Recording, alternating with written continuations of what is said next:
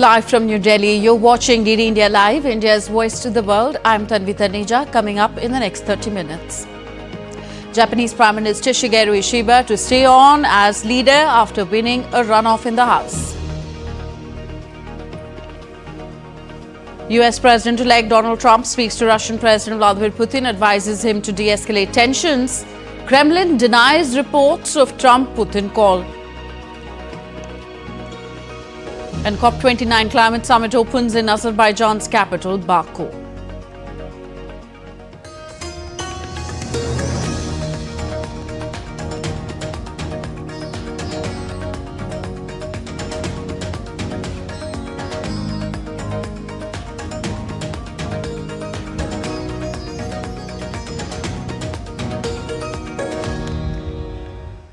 Japanese lawmakers have re-elected Prime Minister Shigeru Ishiba as leader despite his coalition's recent loss of a parliamentary majority in the lower house.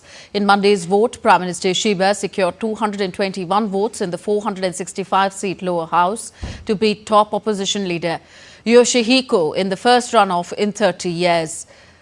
Though his Liberal Democratic Party and its coalition partner Komeito won the largest block of seats, they fell short of a majority held since 2012.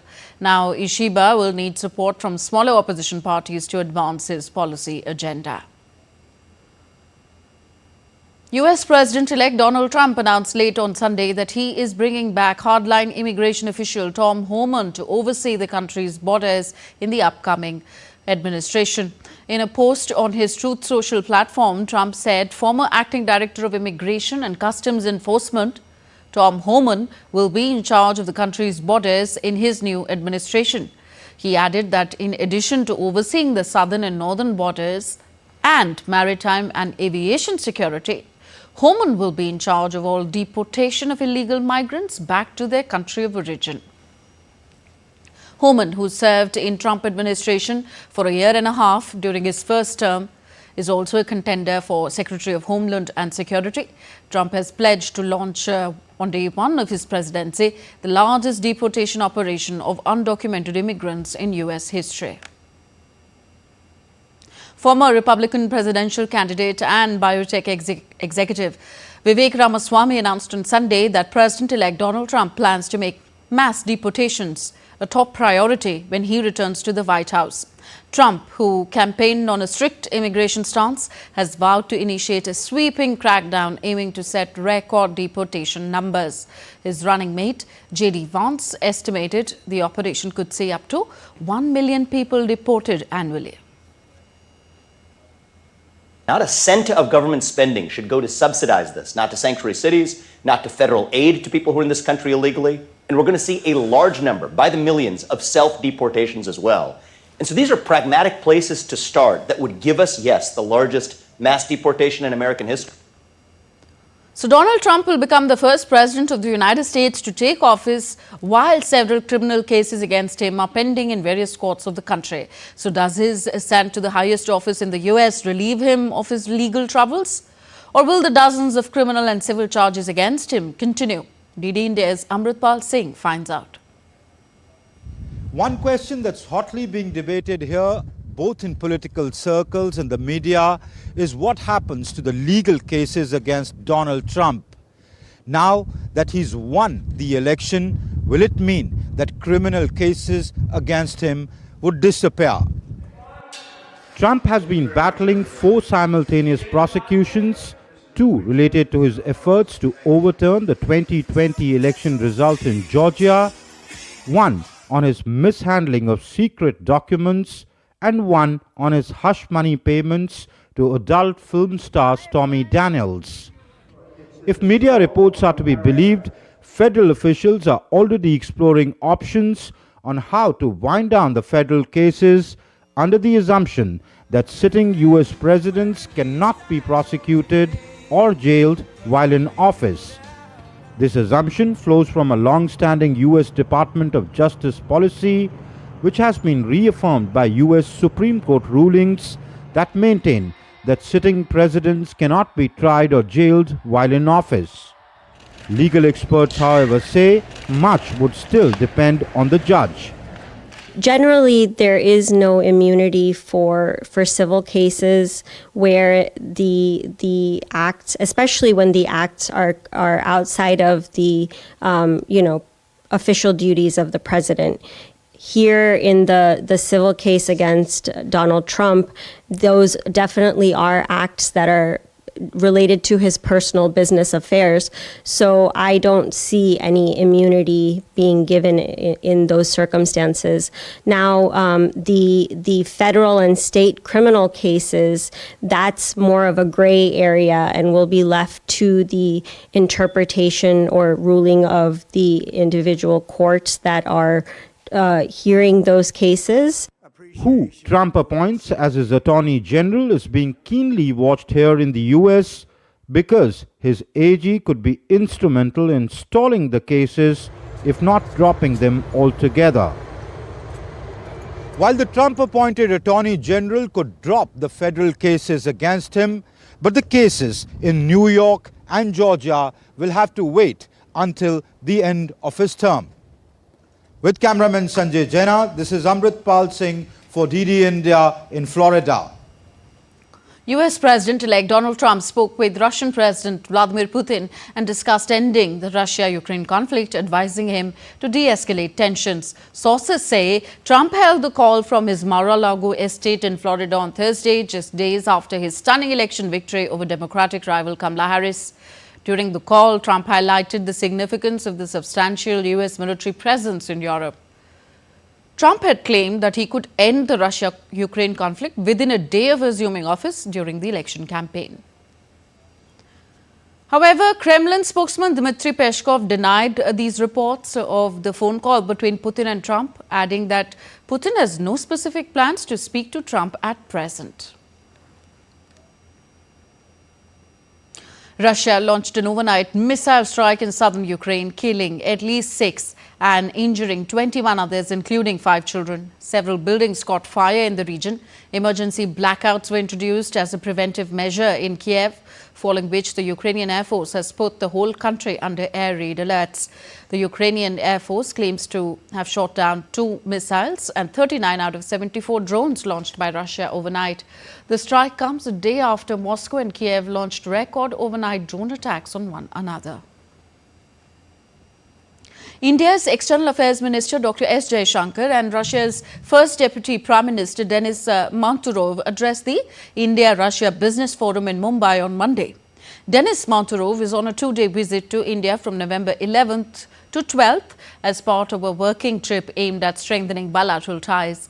During the event, the External Affairs Minister said that a partnership between an India that has an 8% growth rate market as well as a major technology leader will serve both of them and the world as well.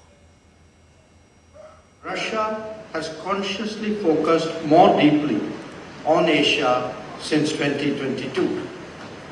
This has created many more avenues of cooperation. That we have a long history of strong convergence and deep friendship allows us to make the best of both factors. That the two economies are so complementary is also a key consideration. A partnership between an India that has an 8% growth rate for multiple decades ahead and a Russia that is a key natural resources provider as well as a major technology leader will serve both of them and the world well. In energy domains such as oil, gas, coal or uranium, India will always be a major player in the international markets. This applies as well to the demand for fertilizers of various kinds. Constructing a mutually beneficial arrangement will help us both address the volatility and the uncertainty of our times. The emergence of a global workplace is also today an increasing reality. Demographic unevenness has created demand and supply imbalances across the world. India and Russia can be partners in this regard as well. Spanish Prime Minister Pedro Sánchez announced an additional $4.01 billion in reconstruction measures for the Valencia region on Monday, bringing the total recovery fund to $14.61 billion. This new funding, part of ongoing efforts to address the climate emergency, follows last week's $11.6 billion pledge. The deadly floods triggered by torrential rains on October 29th claimed over 200 lives as flash floods swept through suburbs south of the regional capital, Valencia. Prime Minister Pedro Sánchez emphasized that the government's immediate focus is on reconstruction, adding, "The political debate on what we must improve in the face of this climate emergency will come later." And now we take a look at what else is making news across the world. Pakistan's Punjab province has banned most outdoor activities and ordered early closures of shops to tackle severe air pollution. Schools and public spaces shall remain closed until November 17th, with a rise in respiratory and eye issues reported. Having entered service in 1988, the French nuclear submarine La Émorde will depart Brest this week for Cherbourg-Dentar, where she is said to be decommissioned. Once lost to Cape Town's lowland wetlands since the mid-1900s, the Cape water lily has been reintroduced to its native habitat, marking a milestone during the culmination of the Earth Short Week in the city.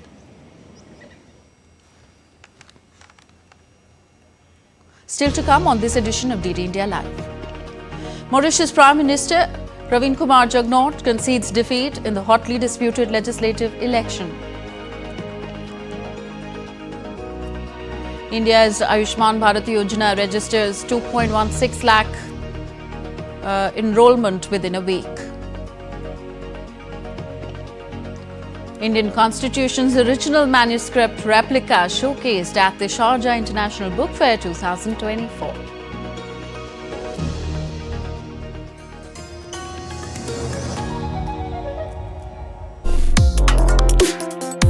Complex issues, hidden agendas, twists and turns, strategic games. We think all dots are linked. We just need to connect them. Join me every week as I connect the dots to unravel hidden designs in statecraft, mysteries, and decode issues that matter to you. Watch Connecting the Dots with me at these times on DD India.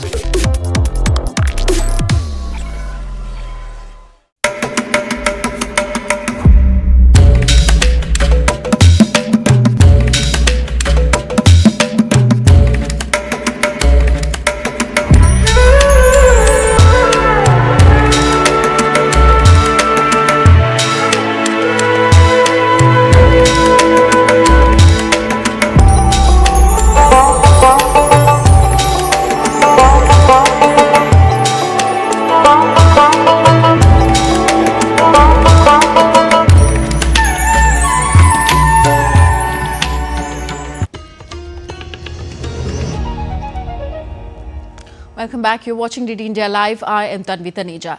Less than a week after the US re-elected Donald Trump to the White House and the coalition government in Berlin falling apart, Germany is looking for direction and how to find its place in the world.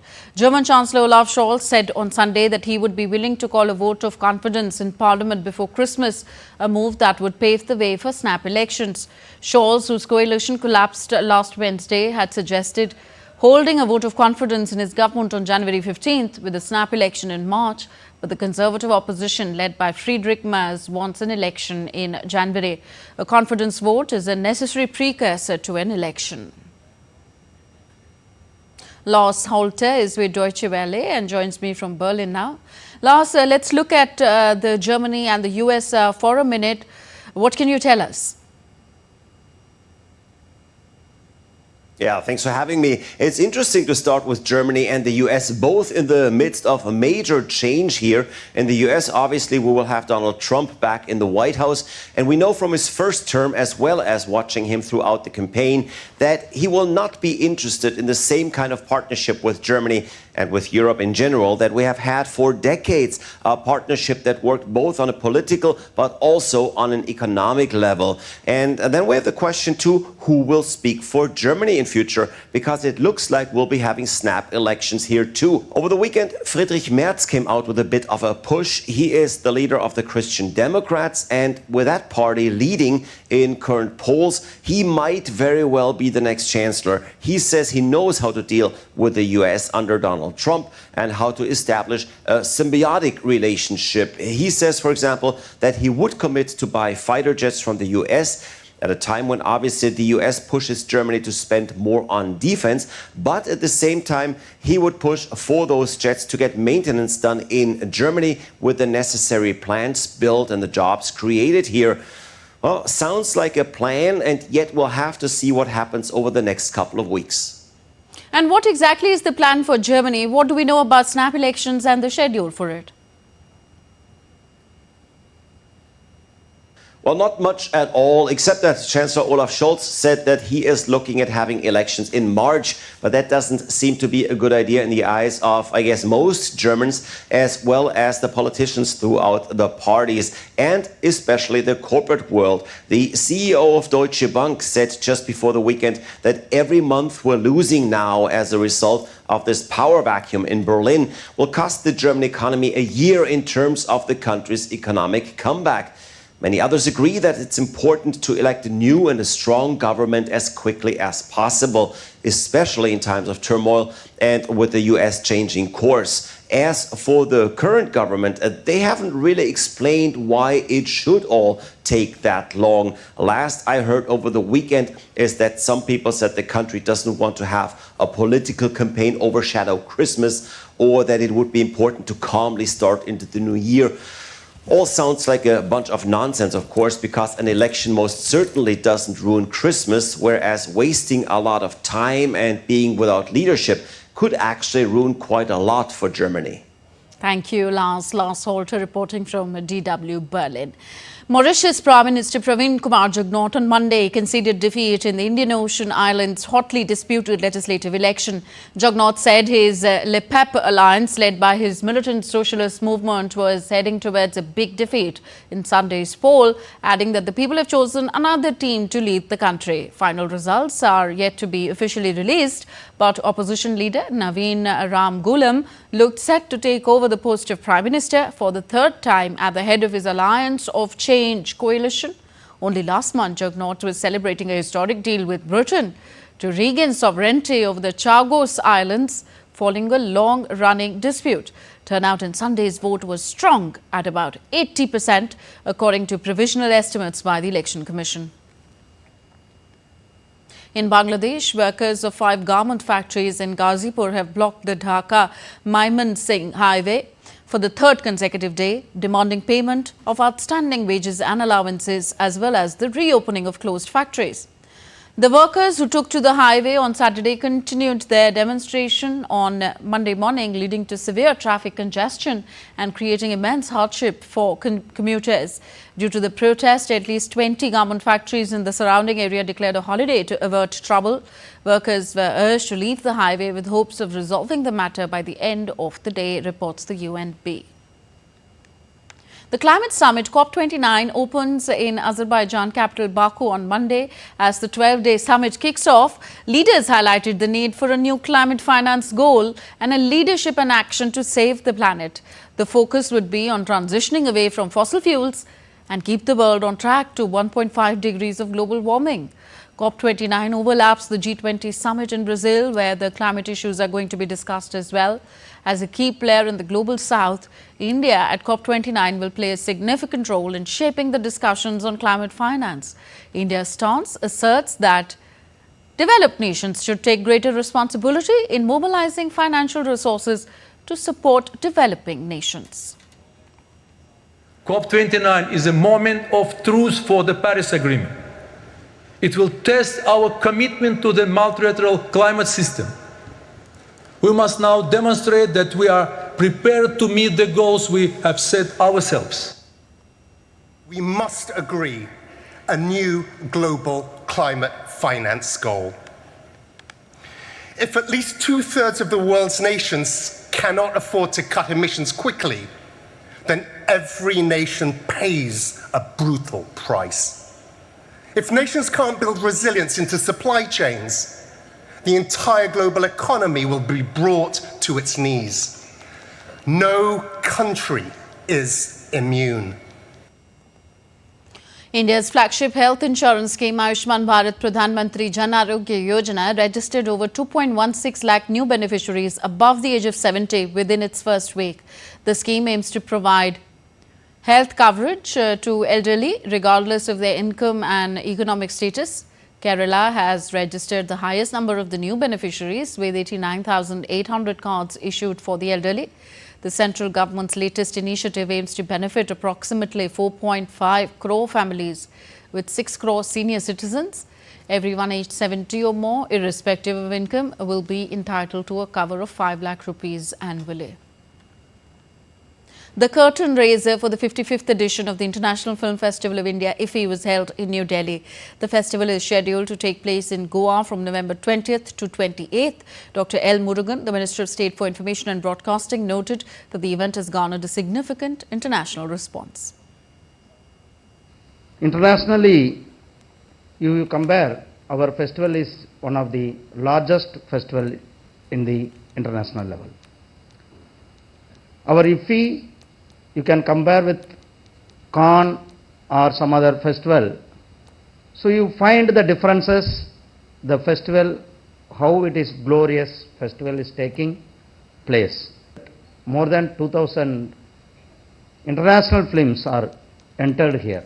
So that is the response we are getting from the international audience and international delegates. Their Indian film director Shekhar Kapoor, who took charge as the festival director, said that the festival celebrates the audience who loves watching movies. How can I not support the Indian film industry, the Indian Film Festival? How can I not support anything to do with Indian film? Because I am, because Indian film is, because I have, my whole career depends on that. But, as you rightly said, sir, it's our audiences. When the audiences applaud, we are. If the audiences don't applaud, we don't exist. The first thing that came to me is that we have to celebrate. We are, our audiences are. They took anything from us. Prasun and I have many conversations. This film is good, yeah. This film is bad. What are we doing? But they all went. And so the audiences created us. So we have to celebrate the audiences, and that's one of the things that we have to do. The Indian Institute of Foreign Trade organized their 57th convocation in the national capital on Monday. The convocation ceremony was attended by the Union Minister of Commerce and Industry, Piyush Goyal, and Secretary, Department of Commerce and Industry, Sunil Bhartal. Students from the IIFT, Delhi and Calcutta campuses attended the convocation. IIFT has given you a platform to create your own success story. As you step into the world of global trade, the future will be shaped by the choices you make, by the innovations you bring to the market, by the new trends that you will set. You will craft not only your own future, but the future of the Indian economy.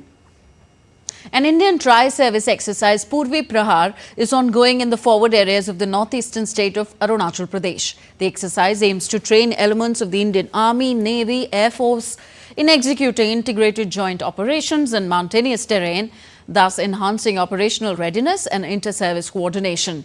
The exercise features participation from a wide array of platforms across all three services, including advanced fighter aircraft, reconnaissance aircrafts, helicopters like Chinook, aviation assets such as the advanced light helicopters, and the newly inducted M777 ultralight howitzer artillery systems.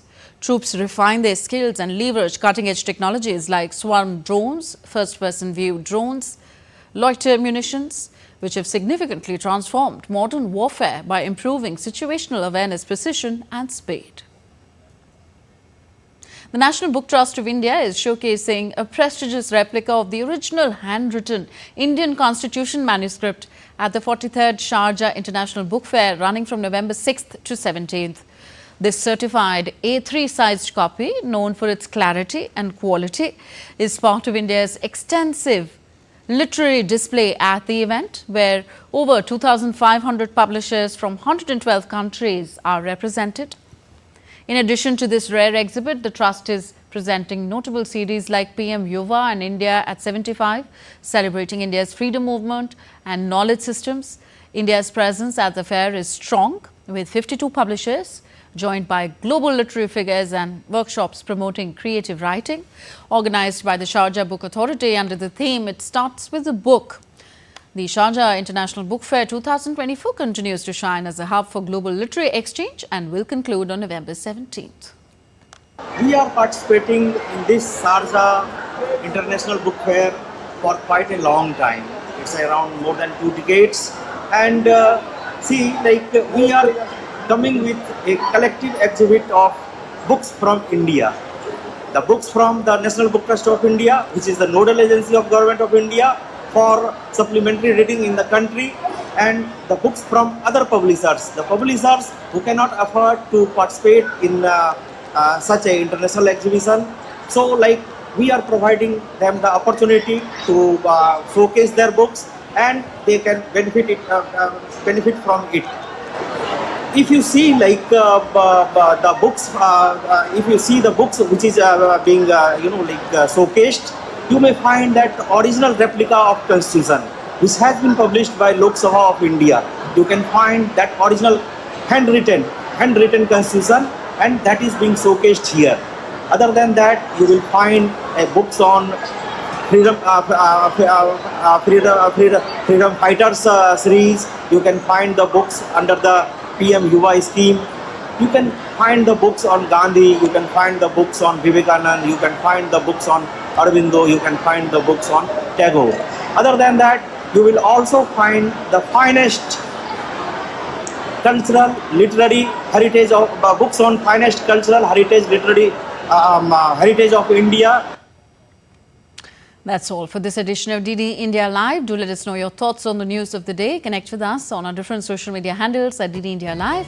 And for those on the go, you can catch all the latest news and updates from India and the world on our DD India mobile app. The app is available on both Android and iOS platforms. We'll be back with more news as it breaks here on DD India. I'm Tanvi Taneja. From all of us here in New Delhi, thank you for watching. Namaskar.